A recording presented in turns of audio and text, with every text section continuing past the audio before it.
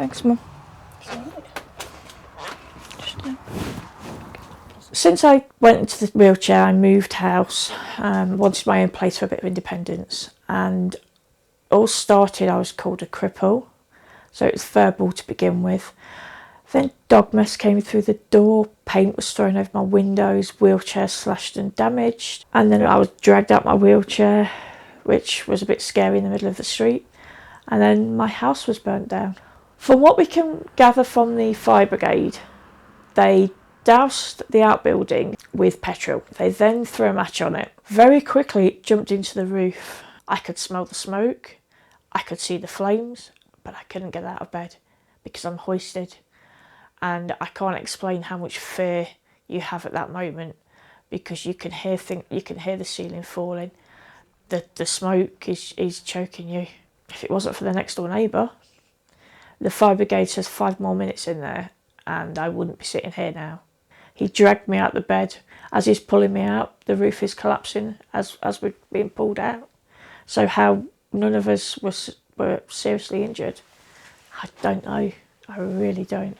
See, I like the way she's got her flowers in those raised beds as well. They won't be hard to make. We had 3 main aims when we started the Leicester Hate Crime project. That was to find out as much as possible about people's experience of being targeted because of who they were. Secondly, we wanted to find out the impact, not just on the victim, but also their family.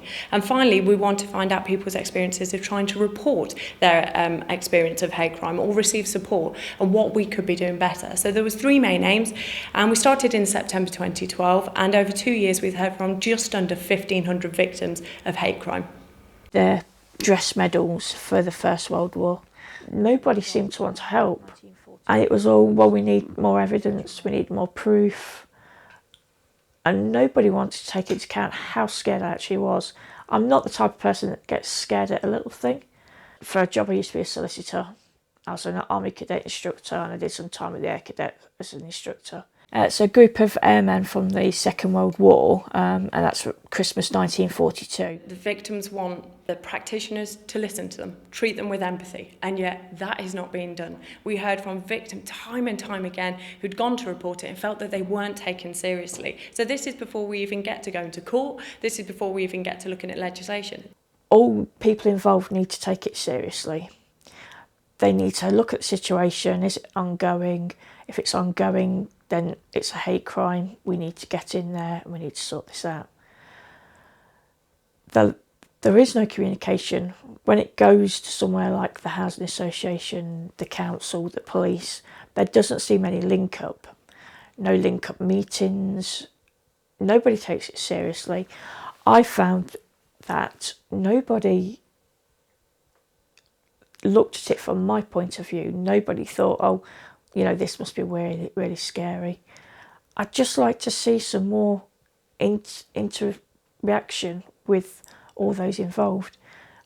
I can't explain how scary it is to go through something like that.